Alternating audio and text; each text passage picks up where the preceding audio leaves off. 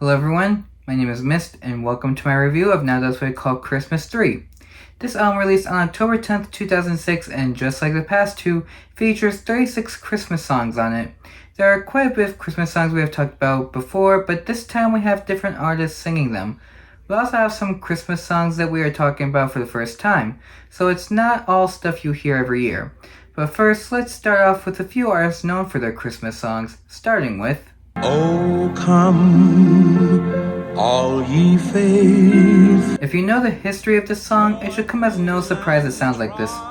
This song has some religious history behind it, and this version sounds like it was actually being sung during Mass at church. Nat King Cole also sounds really well in this song with his very smooth voice, and he definitely has the presence to make this sound great. This is a good song, and if you don't mind songs being shorter than 3 minutes, this will be a good song for you. Also, fair warning, a huge chunk of the songs here are shorter than 3 minutes. And now on to a song everyone should know the lyrics of. Jingle bells, jingle all the way. This is a song everyone should know by this point. This time it's Frank Sinatra saying it, and I think he did a good job with it. The sound used is a sound he is very comfortable with, and he also added lyrical elements to it that don't appear in other versions. If you know other singles from Frank Sinatra, you would know that he has other songs with the same type of sound that is used in this song, so it makes him sound more comfortable when singing this. Overall, I think it is a really good song. And now on to a song I never liked no matter who sings it. But baby, it's cold outside. But baby, There is an uncredited female singer on this song, and while he is known for singing this with Marilyn Maxwell, no one knows who the singer in the 1959 recording is. This song has never been a favorite of mine, and I don't think I've ever heard a version of the song that I actually liked.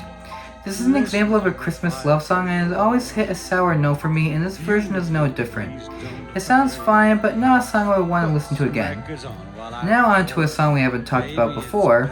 raindrops on roses and whiskers on kittens. This was originally a song from the musical The Sound of Music, but has since become a holiday song. This version has a very obvious jazz sound to it, and I think Tony Bennett sounds very comfortable doing it. Tony Bennett isn't usually in the list of artists to cover this song, so it makes me think this isn't very well known, but I think this was done well. If you don't like the fact that this song sounds different from the musical, then don't listen to it. But if you like this song in general, you might end up liking it. Now on to a song that is on the Billboard Hot 100 every year. It's the most wonderful time of the year. This is the original version of the song. If you don't know, Andy Williams was the first person to record the song and has since been a Christmas classic. This song definitely has a Christmas feel to it with its sound, and Williams has a good voice to go along with the song as well. This song is one of the more popular songs that we see on the Hot 100 year after year after year, and while I don't think that isn't going to change anytime soon, this song has become a holiday classic and will stay like that for a long time. And now on to an artist who is most well known for Christmas music. Silver bells, silver bells. Once again, we have the first recording of a well-known Christmas song. This song has a very slow melody, which is not the usual for holiday music, as most have upbeat sounds to them. This song has a more calm feeling to it, and when Bing Crosby's vocals are added to it, it adds to a very calming song. Bing Crosby has a lot of Christmas songs, and this is one of his most well-known, and he has a voice that is great for these types of songs. I do think that it's a good song, but it's also a song I wouldn't seek out just because of the fact that I tend to gravitate toward more upbeat songs. And now on to an artist we have seen in past Christmas reviews. It's beginning to look a lot like Christmas. Despite this being recorded in 1986, it has received lots of critical acclaim gradually. This song first started gaining prominence after its inclusion in Home Alone 2 Lost in New York. After that, it gradually started becoming more popular. As for the song itself, it is mostly well known due to Perry Como and Michael Bublé's versions, but here we have Johnny Mathis singing it. This version has some different sounds that I don't think are in other versions, and I know I heard some synth sounds in this recording. I think that it's unique while still keeping the flow of the original. I think it's a good song, and if you're curious about it, go look it up. And now on to a song from the King of Rock himself. Here comes Santa Claus, riding down Santa Claus Lane. Blue Christmas wasn't the only Christmas song Elvis has done. This song was originally recorded by Gene Autry, but in 1957, 10 years after Autry's recording, Elvis recorded his own version of the song. This version I ended up really liking. The arrangement of the song was different, but I did really like how it sounded. Plus, Elvis sounds really good singing the song. I thought that Elvis was a good fit for recording this song when I first saw it on the album, but I wasn't prepared for how different it was and how good it ended up sounding, so I'm pleased with the song. And now on to another well-known artist, but this time for a musical. Have yourself a merry little... So this is another original version of a song. Judy Garland first recorded the song in 1944 for the musical Meet Me in St. Louis. This song has a nice, pleasant sound to it, albeit it is very soft as well. I think this may be possibly the quietest song I have ever talked about in the series. This song is not one that many people recognize, but it is still a pretty well-known one as well, and Garland's version fits perfectly well for her. Overall, a little hard to hear, but still pleasant to listen to. And now on to an arrangement I didn't even see coming. Rudolph the red-nosed reindeer had a very... This is another song originally recorded by Autry. This version of the song I don't really like that much. I know Fitzgerald is in a different genre than Autry is, but this version does not sit well with me. And it all has to do with the production. This song does not translate well to a jazz song. I just don't think this song is good, and maybe it could be my indifference to jazz, but I did not think that jazz was a good fit for this song. And it is already my least favorite song on this album. And speaking of Autry, Frosty the Snowman was a jolly happy soul. This was written after the success of Rudolph the Red-Nosed Reindeer, and Autry's recording of this song is the original recording as well. Because of that, you probably already know how it sounds, but as for my overall opinion, I think it's a good song. I like how it sounds, and Autry has always had an interesting voice that fits well for his songs. I think this song works well, and if for some reason you haven't heard Autry's recording of the song, please do so. And now on to a pretty interesting song with... Come, they told him, pa-rum-pa-bum-bum. This is another song that is completely different from the original. There are some similarities, but this song was made for orchestral arrangements, and just like with Fitzgerald earlier, I don't think this song translates well to jazz. I think it's fine, and Lee does sound very well with the song, but this song was definitely not made for a jazz arrangement, even though it's pretty unique for a Christmas song. There are versions of this that I do like, but this is not one of them. Now on to a Christmas music legend we have. So you better watch out, and you better not cry, and you better not pout. This song stays pretty faithful to the original. What I find interesting is that it starts off with a little narration making it sound like you're watching one of those stop-motion specials that come on every year. Burl Ives has voiced characters in some of these specials, so it makes sense it would sound like that, but it just makes it have that sort of childhood nostalgia for the holidays. I'd recommend listening to it if you want to, and if this was in one of those specials, I would not be surprised. And now on to one of the most well-known voices of all time. Sleigh bells ring.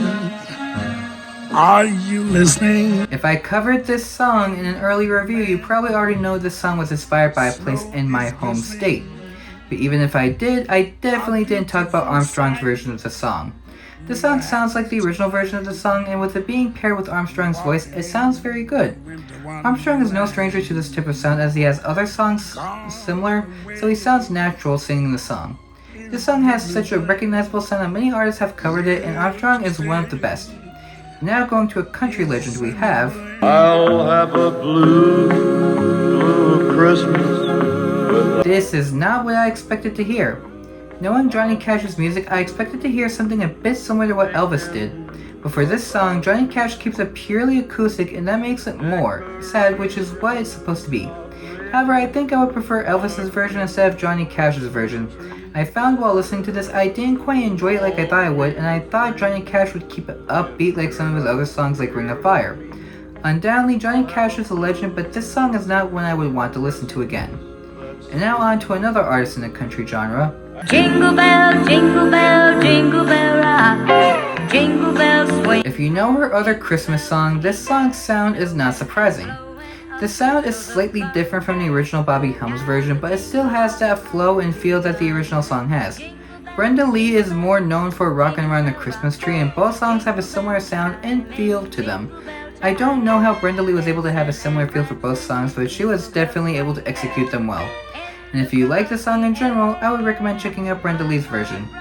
And now on to a Christmas song you might not have expected me to talk about. Christmas, Christmas. I don't think the song needs any introduction. Everyone knows this song, and I would be surprised if someone didn't know the song. One thing I found out is that the Chipmunks are named after executives at Liberty Records, specifically Al Bennett, Simon Waronker, and Ted Keep. The song was created after a witch doctor became a successful novelty song as well, and both songs were created by Ross Bagdasarian, who went under the stage name David Seville. This song is a pretty fun song, and with all the interesting background, it makes for one interesting song.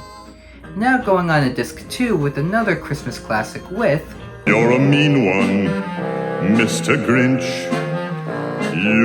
Once again, there is not a soul who does not know what the song is.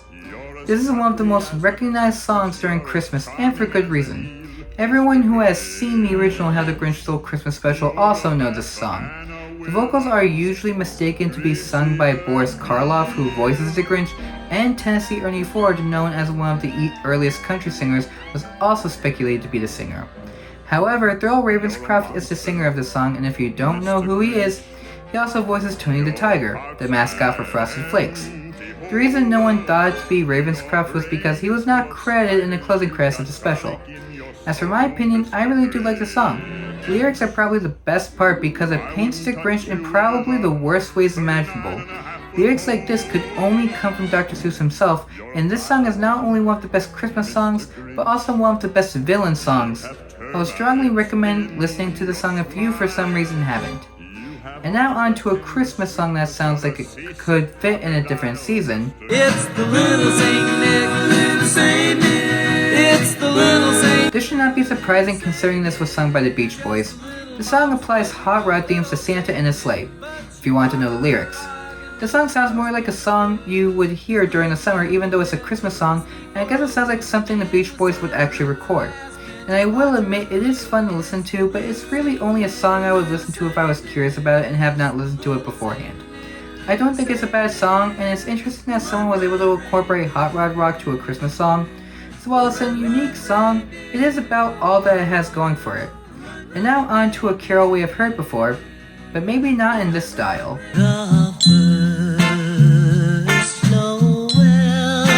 I don't think anyone has heard this version of the song before, or at least not a lot of people. This is probably one of the weirdest songs on this album, just because of how it sounds.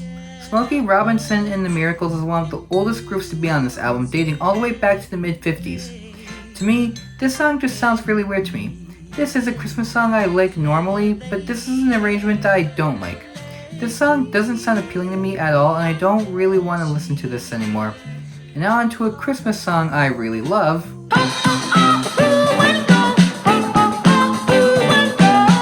This is one of my favorite Christmas songs of all time.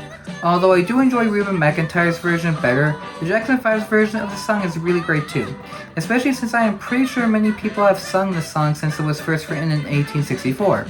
The most notable person to sing this was Gene Autry back in 1953, but I actually think the Jackson 5 is the group I see sing this song the most.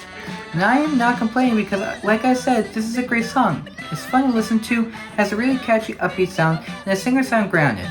I would recommend listening to this, or even Reba McEntire's version if you are interested. I like Reba McEntire's version better, but this one was great as well. And now on to a slower Christmas song.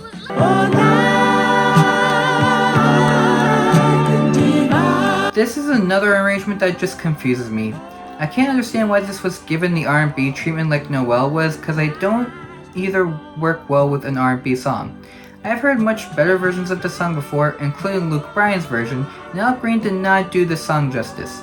It is also made for singers with very powerful voices, and Al Green did not show that he has one during the song. This song does not work for me, and if you want to listen to the song, listen to some other version because this was not worth it. And now on to a song I didn't even recognize when I first saw the title. Christmas time is here. And I still don't know this song after listening to it. I don't know if this is an original song from Diane Reeves or not, but if it is, I don't think it was done that well. For context, Diane Reeves is a jazz singer, and this song definitely sounds like a jazz song. But to me, jazz does not mix well with Christmas music at all. It just doesn't sound like a pleasant song to me, and it kind of gets on my nerves the longer I listen to it. I never liked jazz, and I especially don't like it when it crosses with Christmas music, and this is the prime example why. And now on to another country legend with Christmas is my favorite time. This is a more heartfelt song than his previous Christmas song. I really like the first one, and this song is not bad either. I really like how the song uses piano and violins to really put more emphasis on the meaningfulness of it. Kenny Rogers did a very well-known country artist, and what I like about this song is that, to me at least, this doesn't sound much like country, but it's still very much a sound he is comfortable with.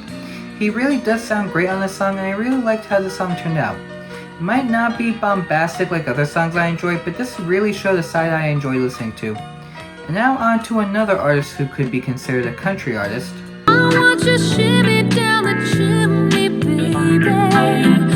This is a really weird song to talk about. I just don't know what to talk about when it comes to this song. I don't know what the sound is, but it doesn't work for Christmas music at all. At least with other Christmas songs I've listened to, they still had that feel to it, but this is by far the worst sounding Christmas song I have ever heard. And at some point in the middle of the song, it starts sounding like a country song instead of a holiday song. I don't really mind genres crossing over, but I do start to mind when one sound starts overpowering the other. And here you can blatantly hear the countryside taking over. This song just sounds weird in all the worst ways possible, and I don't like having to listen to it. And it's not the only weird song on here. Case in point,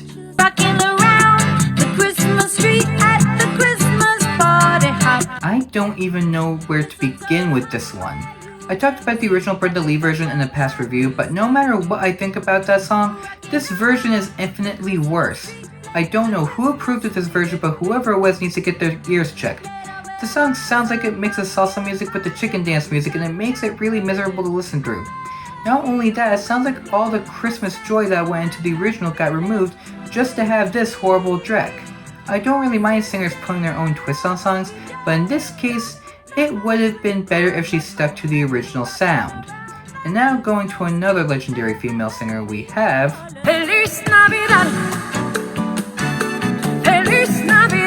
this is another version where I don't really like it. The original Jose Feliciano version is one of my favorite Christmas songs of all time, so when I listen to this, it just depresses me. It sounds like Celine Dion actually sang this song during a concert if any of the audience sounds and even the echo in her voice are any indication. This sounds like a very stripped back version, and unfortunately that ruins the song for me.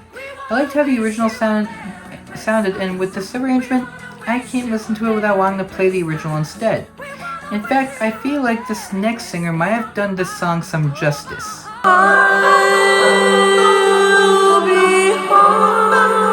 And this song sounds like it was done in a church.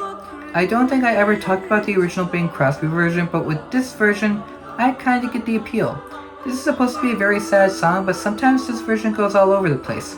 Sometimes there is no sound except for the background voices, and there was one point in the beginning where it seemed like it was getting more bombastic. I just think this song sounds boring and doesn't have the feeling that the original version tried to create. Overall, it's fine for what it is, but I don't feel the same way about this one that I do for the original. And now on to another artist we have talked plenty of times about before.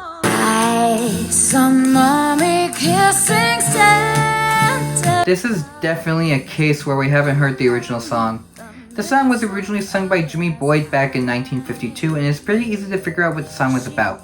This recording has all the bombast that a lot of other Christmas songs have, along with the teen pop sound she is most known for. In fact, this sounds like it could be used in an actual TV show Christmas special. For me, though, I don't really care for it. I was never a fan of this song, and even though it has all the things I like to hear in terms of sound, I can't really listen to it a lot like other Christmas songs, and it's a shame too. And now on to hands down the longest song on this album. Merry Christmas, baby. This is the longest song on the album, playing for almost 6 minutes. That already upsets me because I cannot stand long songs. As for the actual song, it sounds like a Christmas song mixing with blues genre, which is a genre Christina Aguilera does not play. However, in this song, she obviously shows she has the grit and vocal prowess to do well with this sound. There is also a male voice in the song, however I cannot figure out who it is. Overall, I can see how the song works, but I can't get myself to like it. And it's just not the length. Blues is another genre that I have a hard time getting into. So while the song is fine, I don't think it's for me. And now on to another powerful vocalist with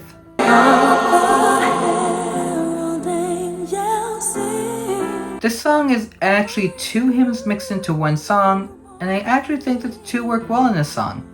The only instrument you hear throughout the whole song is the piano until around a little past halfway where the sound becomes louder with the string instruments. The chorus, along with Mariah Carey, picks up volume in their vocals as well. For me, I do like this song. I think it sounds nice and I can't help but feel invested in it. I'm also making myself look like a hypocrite here because I said in a previous review, Mariah Carey didn't have any songs I like, and I was gonna make myself seem like an idiot anyway because after uploading that review, I remembered a song that I do like from her, which you will see in a future review. However, I also gave a pretty negative stance on All I Want for Christmas Is You, which is another Christmas song from her. I'll stand by my take on that song, which is why I will prefer this song when listening to Mariah Carey's Christmas music. These last 5 songs are from current artists around this time. We're starting that off with Santa baby, slip a sable under the tree for me. This is once again another jazz Christmas song. This was originally sung by Eartha Kitt in 1953, and honestly, this version sounds very close to the original. I do think the jazz elements are a bit more bold in this version of the song, so it has more of that feel. However, this is yet another song that I have never liked. This just paints a sour note for me, and I really do not enjoy listening to this song ever. It doesn't matter who sings it. I can never get invested enough in the song to like it. So while it stays faithful to the original, I still can't get myself to like it. These next 3 songs are songs I don't know of, so let's start that off with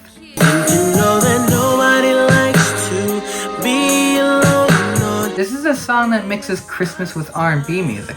I think that Neo's voice flows well with the song, and quite honestly, he's the best part of the song. The song has a nice sound to it, and the R&B sound mixes really well with Christmas. I do think that it runs a bit long though, but considering how good the song sounds to me, I can't complain too much about it. Overall, I think it's a good song and I won't mind it becoming a staple song, but considering what we keep seeing time and time again, it's probably not happening. And continuing on with pop R&B artists, we have I can hear the music playing, see the lights of... This is a very guitar-led song. The guitar does a lot of the heavy lifting on the song, and the only other instrument you hear is Jingle Bells until after the intro sequence. This is another Christmas ballad, and once again, I think it was done really well. I like the slow build-up, and Rihanna sounds really nice on this song as well. It's really hard to create a Christmas ballad due to this being a very happy holiday, but I think this was done well. Overall, I really like this song and I like how it was done compared to other Christmas ballads.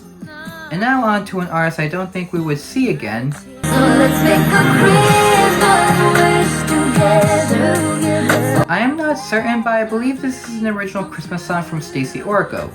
And once again, I am impressed with how this song turned out. The only critique I can think of is that this song sounds very over-processed in terms of the vocals during the chorus. Other than that, I really like the sound as I don't think I have heard a sound like this in Christmas music before. And the melody is the type of melody I love listening to, and Orrico sings really well in this song. It is probably the most unique of all the Christmas songs we have listened to so far, and I find it really enjoyable and I hope you check it out. And now on to the only rock song on this album.